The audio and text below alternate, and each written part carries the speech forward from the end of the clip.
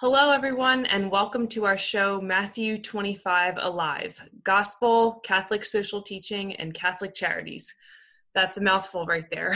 My name is Mary McCusker, and I am the Marketing and Communications Coordinator for Catholic Charities, Diocese of Camden, and I'm also the co-host of the Talking Catholic podcast. And tonight, I'm the host of this show, which is a first for me, but I'm really excited to be here. This show tonight is part of the Diocesan Easter Retreat series, which of course is being held virtually in our homes. And the foundation of this retreat really boils down to missionary discipleship, which of course is a broad term and has a lot of layers to it. So tonight we're going to break it down a little bit. As the name of our show suggests, we'll be talking about Matthew 25, and how those gospel teachings intertwine with Catholic social teaching, and how Catholic social teaching guides the work of Catholic Charities, and how this is all part of discipleship and accompaniment. And our guests today, they're joining us. I'm so excited that they're here, and they could probably teach a semester-long course on all of these subjects. But we have broken all of these topics down into 4 different sections. And without further ado, let me introduce our guests, Kevin Hickey and Sylvia Loumeau. So first, let me just ask you both to introduce yourselves with your title and just a quick elevator pitch about what you do at Catholic Charities. So Kevin, why don't we start with you? Sure. Happy. Thank you, Mary, and good evening, everyone. My name is Kevin Hickey, and I'm the Executive Director of Catholic Charities, Diocese of Camden, Incorporated. That's its full legal name. Usually we just call ourselves Catholic Charities. It's good to be with everybody, and I am responsible for the stewardship of this wonderful community of the Diocese of Camden, which serves poor and vulnerable people in all 6 counties of the diocese. And Sylvia, how about you? Hi, everybody. I'm Sylvia Loumeau. I'm Director of Clinical Services and Social Work Services for Catholic Charities. And kind of just like everybody at Catholic Charities, we wear multiple hats. And so in addition to that, I participate in our quality assurance activities and such. And really our role is my role is to try to make sure that the services that we provide are provided in a way that's consistent with our value system in the agency. Thank you, Sylvia. And speaking of our value system, why don't we start by talking about Matthew 25? And Kevin, maybe you would like to kind of introduce this subject, the life, the example, and the teaching of Jesus Christ. How is this incorporated into the work we do at Catholic Charities, and how does it shape the work that we do? Sure. So when we were discussing this offering to the people of the Diocese of Camden, I was thinking that it might be interesting for people to know, why does the Church actually have a Catholic charity agency? Indeed, there are 170 Catholic charity agencies all over the country.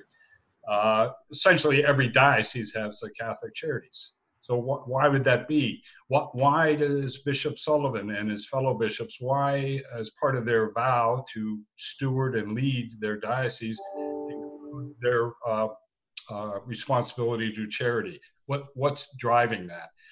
So obviously the life of Christ is the first thing that's driving it. And I think in terms of history and fidelity, nothing encapsulates it better than Matthew 25, which of course is the great teaching of Jesus near the end of his ministry on earth, where he is really forecasting Judgment Day for all of us.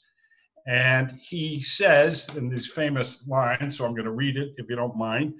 And I think we all know it, but it's good maybe to hear it. And I won't recite all the verses, but just the main ones.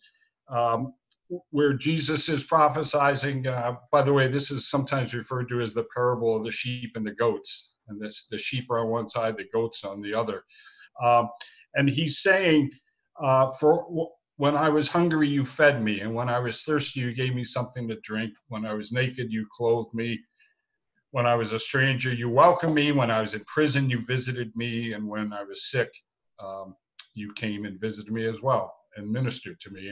And of course, as he's telling this story, he's saying that both the righteous will say, Lord, when did we see you hungry and thirsty and naked? And he said, as often as you did this to the least of mine, you did it to me.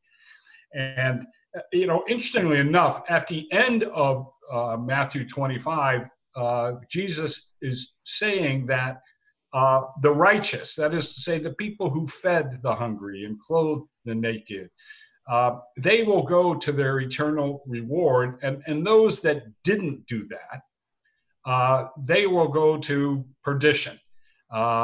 And the point of all this and its connection to Catholic Charities is that the Catholic Church, acting in fidelity to that teaching, has practiced charity through 3,000 years of its history. It's a mainstay of the church. And so that's why there is a Catholic Charity Agency here in the Diocese of Camden. It connects to Christ and connects very specifically and particularly to Matthew 25. Sorry, go ahead. And we, incidentally, Mary, I think you and Sylvia might recognize the structure of this discussion because it's, in fact, what we say to all new employees as they come aboard Catholic Charities in our attempt to inculcate in them some sense of the history of this agency and why it exists. So, and I really must say, and I'll probably repeat this several times this evening, Catholics should be very proud of the Catholic Church and its Catholicism because of Catholic Charities. There's no other institution quite like it, and I really mean that. It's deliberately designed to serve everyone. And you notice if you reread Matthew 25 on your own, nowhere in there does Jesus say, I was a man and hungry, or I was Jewish and hungry, or a Muslim and hungry, I was Catholic. No, he said, I was hungry. And so the church, in its wisdom, interprets that as everybody deserves charity. Everybody deserves to be fed and clothed and visited. And again, that marks out Catholic Charities as a very unique institution. And I'm sure Sylvia would agree with that. Yeah, I think, we hear our clients regularly talk about how we are different from the other places that they visit with frequency. They will, talk about the other places as kind of cold and bureaucratic. And at Catholic Charities, we make it a point to be welcoming of everyone, to treat people with respect. That is reflected, most importantly in how we treat our clients. But, our physical environment it sets the tone for how we want our clients to be received. So we try to keep a very clean and, comfortable space for our clients and a confidential space so that people can feel free to share what their burdens are without fear of judgment from the people around them, which is very different than a lot of the other institutions that they encounter. Sure. And as Sylvia, I know you have seen and encounter regularly so many different clients. As part of Matthew 25, when Jesus says, whatever you did for the least of my brothers and sisters, you did for me. When we talk about the leasts here, can you expand a little on what that means in a Catholic Charities setting and the clients that you see and the clients that the rest of our staff sees? Yeah, we are seeing, people that are kind of on the margins of society. So the people that tend to be forgotten oftentimes. So, many of our clients are the working poor, clients that are truly, truly living paycheck to paycheck. And one thing that, to us would be an inconvenience, a flat tire or an extra trip to the doctor, are the things that, will throw them into a financial crisis. So, these are among the people that we're seeing. Most of the clients that we see are people who at one time in their lives or another have experienced some sort of trauma. Oftentimes it's childhood trauma, which has lifelong impact on their ability to function the way that we would think is typical. And so, how they make decisions and what have you would look different to people that, and that we might judge it, that these are the decisions that people make because they've learned how to survive a particular way. And so these are the clients that we see. They come to us when they've exhausted what they know how to do. What worked in the past no longer works for them. And so, we're working with clients who, are receiving public assistance, for whatever reason, they're unable to work, and perhaps their unemployment benefits have run out and they're reliant on the state to support them financially. And we try to accompany them back to employment, or, perhaps even to employment for the first time. I think you both just did a great summary of Catholic Charities now. And I was hoping to kind of dive into some history here. Oh, could I just one thing, as I was listening to Sylvia, so all this work, and again, I just want to tie it back to the larger institution and to Catholicism. The reason that's possible is the support of Catholics. And and again, to show you how seriously Catholicism follows this proclamation from Jesus as recorded in Matthew 25, we get a grant every year from the Bishop's Annual Appeal House of Charity. Again, there is no other institution that does that. It's given to Catholic Charities. It's that those funds are worked into our annual budgets. It's remarkable, and particularly those listeners who are in the world of business and think about revenue and think about how money within an organization shows the values and the vision of an organization. I want to suggest that this shows the values of Catholicism and how seriously it takes the role of charity in the life of its people and humankind. So it's really remarkable. And Kevin, if I can add on to that, it's those donations from Catholics that allow us to help clients that there may not be any other means to assist, right? So some of our funding does come from the state, but any sort of state or federal grant places restrictions on how that money gets used. And so sometimes our clients fall through the cracks. And that money that we receive from the Bishop's Annual Appeal, the House of Charity money, allows us to use that money at our discretion to help the people that we know need it. Yeah, it's wonderful. So I want to kind of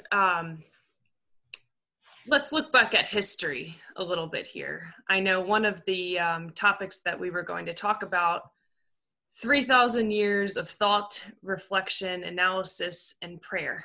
Mr. Hickey, what does that mean to you? Well, those are words that signal to me Catholic social teaching, I had meant to bring my prop. I have a book, and it's a wonderful volume. It's called the Compendium of the Social Doctrine of the Catholic Church. This is a wonderful volume, and it's has pride of place in my office. In fact, I lend it out to colleagues, and then I have to go looking for it. I remember you hunting me down when I had it too. Yes. I don't want to lose sight of it. I freely lend it out, but I always want it back. And it's because it's again one of our touchstones. It's our guide for making sure that what we do day in and day out is connected not only to the life of Christ and his teachings, but also to Catholic social teaching. And one of the things I will, again, out of being proud of Catholic social teaching, I can open the index and just at random pick out a topic or wherever my finger falls in that index, and it's remarkable. The Catholic Church over 3,000 years there's not a realm of human life, human activity that the Church hasn't been reflecting on, using scripture, using analysis. It's just a great volume, and there's all kinds of ways that influences us. So let me go back to something Sylvia just talked about, and talked about funding, and that we receive funding from the United States federal government, from the state of New Jersey, from county governments. Now, why is that? Well, again, it's embodied in Catholic social teaching. So, and it's called, I'm obviously talking in sort of broad brushes here, the common good. And the common good is, in effect, justice. And justice is that each one of us has the opportunity to fulfill our God-given dignity and our God-given promises and talents, and our role in shaping the city of God here on earth. And the common good, the Catholics believe that the government has a vital role in promoting the common good. And so that's why Catholic Charities, not only us, but really almost every Catholic charity across the nation, will apply to either the federal government or the state government for grants to prevent homelessness, grants to work with addicted people, you name it. We are looking at it, and if we think we can take the money and be wise stewards of that money, we'll apply for it. We don't always, these are competitive grants, obviously, so we don't always get them. But there's the justification. It's rooted in Catholic social teaching. So government for Catholics is neither good nor bad. It's a fact of life. And it has an appropriate role in the life of each one of us. And obviously, politics comes into play as to what's that role and where's the line. And, obviously, good people can disagree about that. But there's one example of how Catholic social teaching works its way day in and day out in the life of a Catholic charity agency. And Sylvia, I know there are a number of pillars of Catholic social teaching, preferential option for the poor, for example. Is there any pillars that stand out to you in your day-to-day work or in general? Yeah, we in clinical services in particular, we are regularly talking about the life and dignity of the human person. And so this plays out in just about every aspect of the work that we do. So from our adoptions department, which is a very small department, we're not really doing a lot of adoptions, but our belief that that unborn children are deserving of life and dignity as well, and so whatever we can do to assist a birth parent in making a decision that's going to bring life to that child, to how we work with our counseling clients, just respecting the history that they've experienced, and even though they may not be making decisions that are necessarily in their best interest, that we need to understand how they're making those choices, why they're making those choices. So that it definitely plays out in all of our conversations, as we try to figure out how we're going to provide our services, which we talk about regularly. And that Catholic social teaching principle, the life and dignity of the person, that one might say that's first among equals. I mean, everything flows from that, including things like solidarity, this notion that we're all members of the body of Christ and that we're all connected with one another, and that people deserve adequate housing, adequate health care. I mean, that's all kind of rooted in the life and dignity of the human person. Yeah. Unearned. It's not because I did anything to earn that dignity.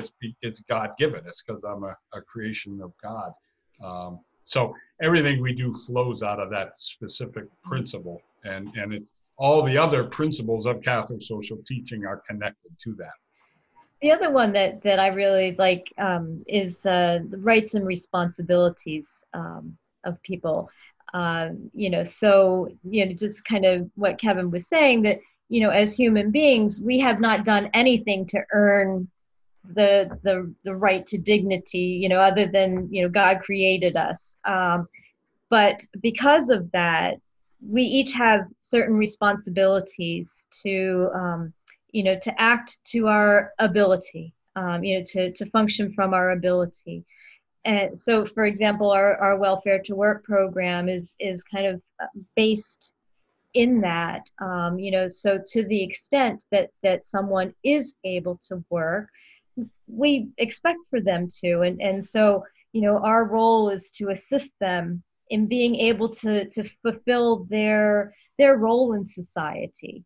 And that's probably maybe the most obvious department where we see that, but it's true in all of our work. Our role is to help people to accomplish their role in society, their role in the human race.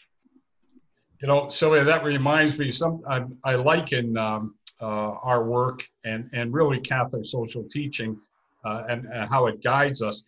I liken it to a party that one has arrived at, and predictably you see people out on the edges of the party and they're not joining in. And for us, those people are victims of violence, either domestic or community violence, people who are mentally ill, people who've suffered trauma that you were talking about and are kind of handicapped through their life because of that. And so they're not joining in this party, this dance of life. And that's what we're trying to do, is bring those people into the mix, into the party, because they belong there. And I like the word you used, expect. We expect people, because again, it's a God-given urge to be a part of life and to be a part of the community. So that's a helpful picture I like to have in my mind's eye, that life is a dance and a party, and everybody's invited to it, and our job is to try to bring them in there to that. Yeah, I think that, with regard to that too, that I like to focus on the, to the extent that people are able, right? Because some people, if you have a significant mental illness, may not be able to, do things that others might be able to do, but they absolutely have certain talents and skills and abilities that can be tapped into. And so it's our role to help people to figure out what those are and how they're going to use them. And everybody can do it. Mary, I've that story that or Sylvia's a reference to mental illness. If you don't mind me saying, I've told you this. I encountered a woman who ran a restaurant overseas in England, and I was admiring the pictures that were decorating the restaurant. And I commented, I said, I love those photographs. And she told me that she had seen these photographs somewhere on the internet and had contacted the photographer who lived in the town she lived in and said, I'd like to use your images, could I? So the arrangement was this photographer would come in. And it turned out he came in accompanied by his mother. And he had significant mental illness. And so she said when he came in, this is what she said he looked like. He couldn't even look her in the eye. And it turned out that his mother had given him a used camera about 10 years ago in the hope that it would appeal to him. And as Sylvia was saying, that maybe mom suspected that her son had a specific talent for photograph. Maybe he liked them. Anyways, he took all these images and they were wonderful. And now she lets this young man come in and hold he leads kind of a group of people who also are mentally ill and are also interested in photography. And so that's just it's a wonderful example of what Sylvia was describing, that everybody has innate ability and talent, notwithstanding whatever circumstances in their lives they're dealing with. Sure, and I think it's, so I guess the staff at Catholic Charities, you see it as a responsibility to kind of pull those talents and gifts to the best of their ability.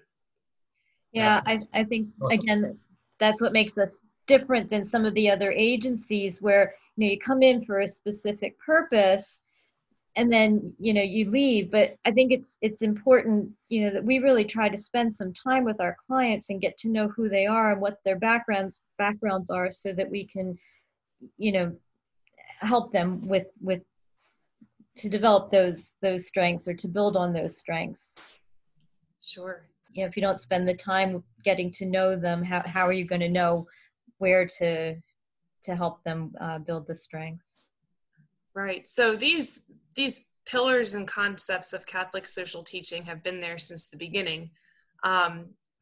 Both of you have been working at Catholic Charities for a long period of time, and I can imagine that over the years, populations change, needs change. Our sister Catholic Charities agencies across the country probably look a lot different than ours in the Diocese of Camden. But Kevin, I know you have been involved with Catholic Charities on a national level, that you're a member of the Board of Trustees, but you've also worked in other Catholic Charities agencies across the country. So do you see these pillars of Catholic social teaching in the other agencies at the national level, and as things change over time, how do you kind of adapt to that? Does that make sense? Yes. I would say, along with the life of Christ, Catholic social teaching is the what's that phrase, sine qua non, the without which there is nothing. Without that, there is not a Catholic charity agency. We rely on these teaching. They guide us. I had written down in this outline the great phrase of Pope John the 23rd, where he said the church needed to read the signs of the times. And for Catholic Charities, I translate that into Okay, so a Catholic charity agency needs to be reacting, responding to what's going on in the world, the communities in which they're serving. And one example of that is 20 years ago, I didn't imagine that we'd be involved in disaster response. But following 9/11 and then 4 years later, Hurricane Katrina, and then successive natural disasters, it seemed pretty clear that this is going to be a big need. And we need to prepare for that. We need to develop our own competency and professionalism and skill. And certainly that paid off in 2012 when Hurricane Sandy came ashore in our diocese. And there was a lot of destruction and devastation and economic dislocation. So that's an example of reading the signs of the times and connecting what we're doing to Catholic social teaching. And the short answer is yes. In any Catholic charity agency you go to, you'd be able to have a conversation with somebody on that staff about Catholic social teaching. Sure. And so we talked about the history of Catholic social teaching. As it continues in this third millennium, there are two encyclicals, which I know are near and dear to both of you. Deus Caritas Est, God is Love, and Evangelii Gaudium. I hope I pronounced that correctly. But do you care to speak about those two, for example? Yes, and actually I held up 3 fingers, Mary. I noticed. And I'm racking my brain. What did I forget? Laudato Si. Laudato Si. You know, you're the subject matter expert on that, Sylvia. Yeah, we wanted to, make reference. And so the point is this, I made reference to this compendium of the doctrine of the church, and that was published in 2005. Well, the story doesn't end in 2005. It continues. And these 3 encyclicals, Deus Caritas Est, Evangelii Gaudium, and Laudato Si. Sylvia, how do you pronounce that? Because the Vicar General always reproaches me the way I say Laudato. Is it Laudato or Laudato? Laudato. Laudato. I was right. The Vicar General will be pleased. So these are 3 examples of the teaching that continues and goes on and on. And so Deus Caritas Est was promulgated by Pope Emeritus Benedict. And as you said, it means God is love. And what he's writing about is that the church, essentially, what its function is to reveal to people that God is love. And he goes on, he says there's 3 ways the church does that, and it preaches or teaches, the Eucharist, and charity. So, when I read that, I was like, oh, he said charity. That's one of the 3 things the Catholic Church does.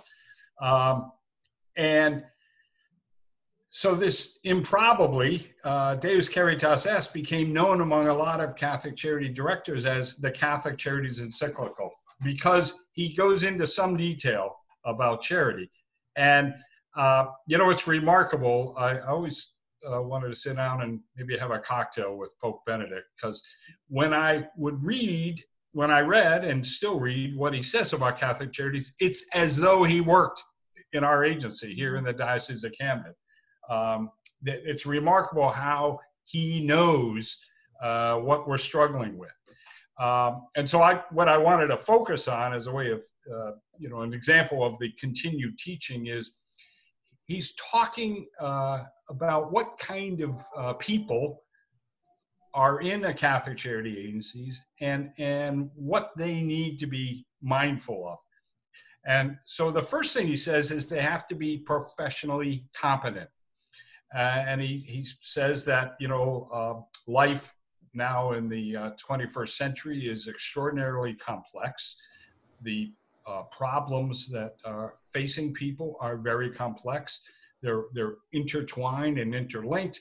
And so to help people and to work with people, the staff member in a Caritas agency needs to be professionally competent. Well, that was wonderful to read that. And then he says, but that's not alone enough or sufficient, to use his word. He says that people in Caritas or Catholic social ministry generally need to be engaged in ongoing heart formation. Maybe, you could say cultivating an interior life, a prayer life, because he's saying that the problems are complex, people are complex, and they don't always, Sylvia made a reference to the effect of trauma on people's lives. And so they might make decisions that are inexplicable to me. And if I see that over and over again, because I am an imperfect servant and human, I might start getting a little, shall we say, irritated with the people we serve. He's warning against that, Pope Emeritus Benedict. He's saying that, one's heart is in danger of becoming brittle unless you are engaged in ongoing heart formation. And so we try to do that in the daily life of Catholic Charities, using all kinds of ways. Obviously, from starting meetings with prayer, but in other ways, maybe commenting on a particular feast day of a saint and that saint's connection to our work. So that's an important encyclical in our life of Catholic Charities. It's a great one. And I got to tell a story. I meant to have it with me so I could show you this. I've read it and read it obsessively, and it's got pages are marked out of it. And I was one time reading it on an airplane, and I was crammed into one of those coach seats, and I was served dinner, and the dinner was chicken curry, and I was like reading it and doing this, we hit a bit of turbulence, and the curry went over one of the pages of the encyclical, and I still have it, and it's I love looking at that because it's just a reminder to me that that's important in my day-to-day work, and and it guides us. So it's I'll show it to anybody who wants to see the curry stain on it. I know exactly where it is. And I know Evangelii Gaudium, is that the right pronunciation? Sure. The joy of the gospel. Good. Yeah. How does that come into play? Well, I dare say, Mary, that Evangelii Gaudium is why we're gathered here, because this session is the brainchild of Donna Ottaviano, who is responsible for missionary discipleship and keeping us all headed in that direction.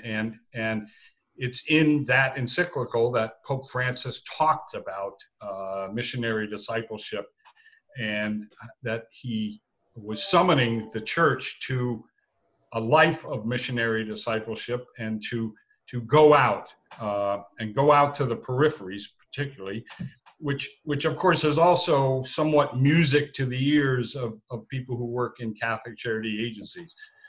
This idea of peripheries, which is another, I had a metaphor of a party. But peripheries is another wonderful way of thinking about who needs the help and services of a Catholic charity agency or other Catholic social ministries. So that's a very important encyclical. And really, it was what prompted the diocese and Bishop Sullivan to have the convocation in March of 2019. So again, you see how that's acting on and in the life of the community of this particular diocese, but other dioceses as well. Sure. What I like about it too is that because Catholic Charities has always worked with people on the margins, but it challenges not just the professional people at Catholic Charities, but the people in the pews too. And so, we love to engage volunteers in our work, or to find ways to help the parishes to to further expand our reach.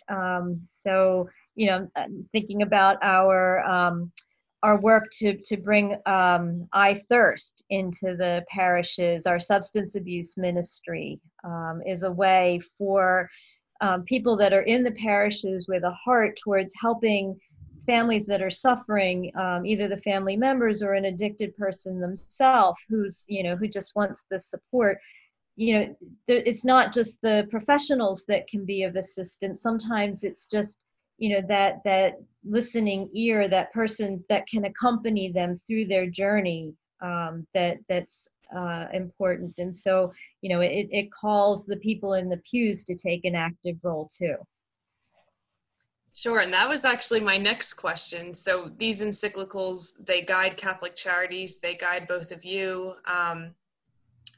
But speaking of people in the pews, if they were to pick these encyclicals up, is it digestible? Is it something that, you'd encourage people to read? Well, I'm a big fan of encyclicals. They are very meaty. So, I suppose that people would say, well, they're not accessible to people. Okay, but there might be the difference between, I'll just use myself as an example, reading a cheap detective novel, which I love to do because it's an easy read, versus reading, I don't know, say George Eliot, or I'm reading right now a book by a man named Claudia Magri. And it's not the same as reading a cheap detective novel. I got to work at it a little bit. And I there's just wonderful nuggets in these encyclicals. We've all heard, I think, of Lectio Divina, this notion of sacred reading. And I'll just use Evangelii Gaudium as an example. For a long time, I wondered if there would be a way we could send people from the Diocese of Camden to the border, as people were walking up from South America and Central America to escape violence and brutality and horrible lives, but I never, I don't know, I didn't bring it up. I thought, oh man, that'd be a lot of work. I don't know, maybe nobody's interested, but it was Bishop Sullivan who took 20 or more than 20 of us down to this convocation in Orlando, Florida in, I think that was 2018. It was when I was there that, I think the prompting of the Spirit was, okay, you know what, mention this to Bishop Sullivan. Maybe he'd be interested in doing it.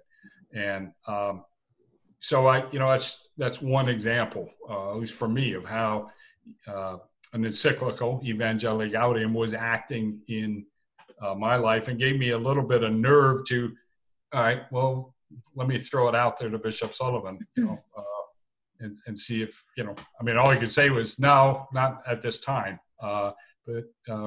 So I credit that experience of Evangelii Gaudium that I had at that national meeting leading to that. So. Sure. And so. Now, Mary, we've got to allow Sylvia to talk about Laudato Si. Yeah. Because it's my mind, but Laudato Si, Sylvia is the expert on that. Not only that, I would want people to know that Sylvia has led internal discussions with us about this. We've sort of plowed through the encyclical and read, I can't remember, like 10 pages at a time or something. Sylvia was very much the school teacher, giving us assignments and stuff. And it's a wonderful encyclical.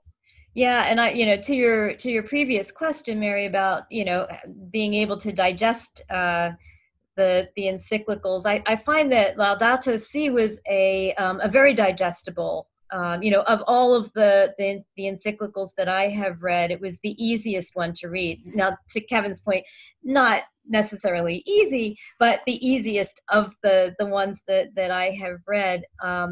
And it just, the message was just so, relatable. And, again, it seems like Pope Francis really has a tremendous grasp on the human condition and the ecology of the world, and but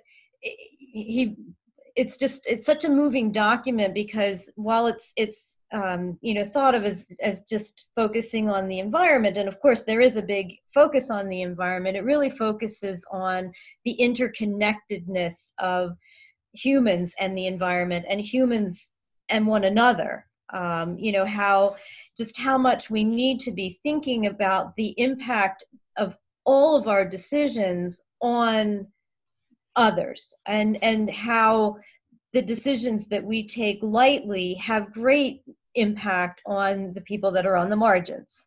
And that we just need to really be thoughtful and mindful with all of our decisions, because we can't ever make any decision in complete isolation. Well said. So for the people who are watching this right now, and they might be wondering, okay, we've heard about going to the margins, reaching out to the peripheries, and your analogy, Kevin, kind of talking to the people who are outside of the party. We've talked about volunteering at Catholic Charities, but are there some examples of what people can do to kind of live out this Catholic social teaching? We've talked a lot about how it's lived out in the life of our agency, Catholic Charities, but for anybody watching this, is there any advice or examples that you can give?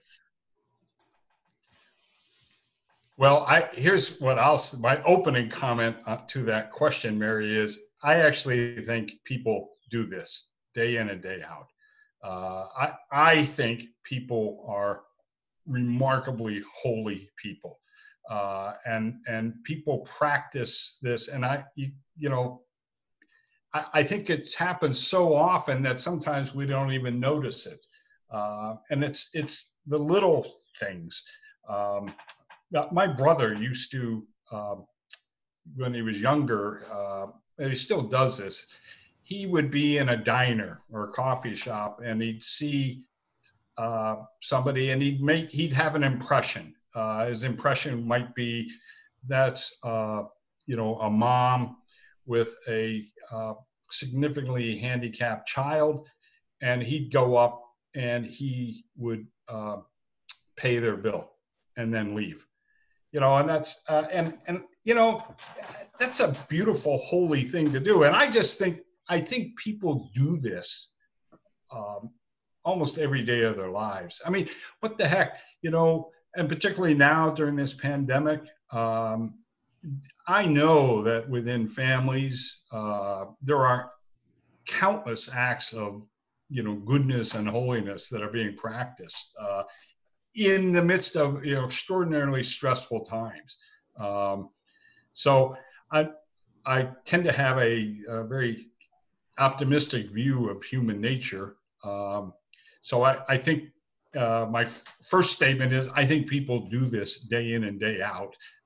They would never think to call it, an act of Catholic social teaching, or link it to the Gospel, Matthew 25, or maybe even necessarily link it to Jesus Christ. But that's where it's flowing from, and that's of course what Catholics. That's what we believe. When Pope Francis in Laudato Si is talking about everything being connected, he's it's Christ that's connecting all of this. So anyways, there's my optimistic view of human beings this evening as we think about it. But there are many ways for people to connect with us, or for us to give us, and Sylvia has done this. She was talking about I Thirst. That's one example, that there are likely people in parishes who within their families have suffered the pain of addiction and feel moved, prompted by the Holy Spirit to maybe get involved and to help other families where addiction is, a daily struggle.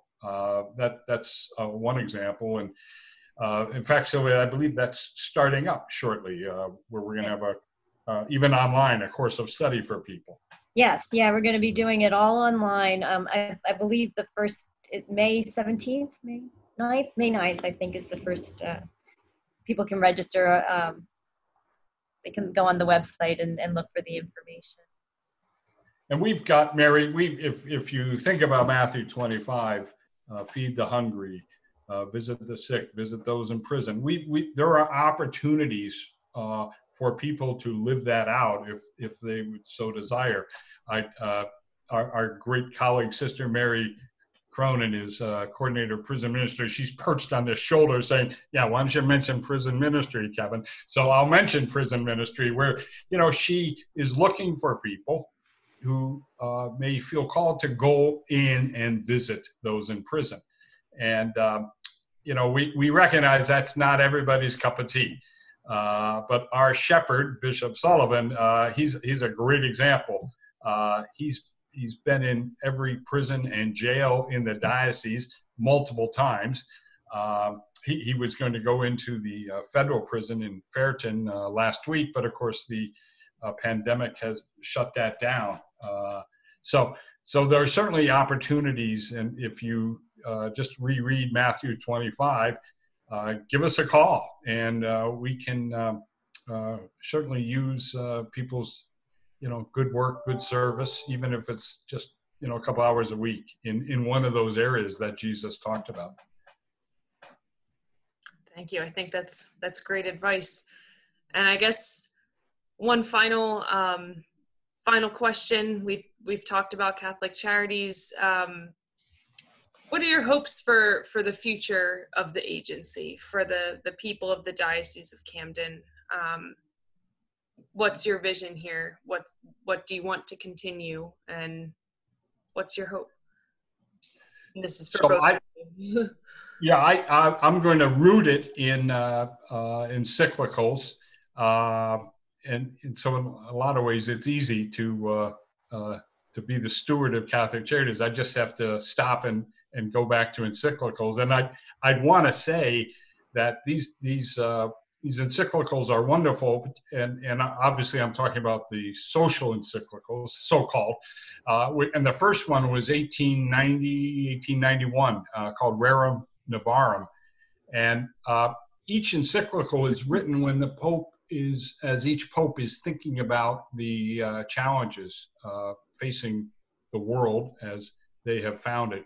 Rerum Novarum was concerned about all the people leaving farms and going to cities to work, and the concentration then of capital in just the hands of a few, and people being victimized by that. But in that context, again,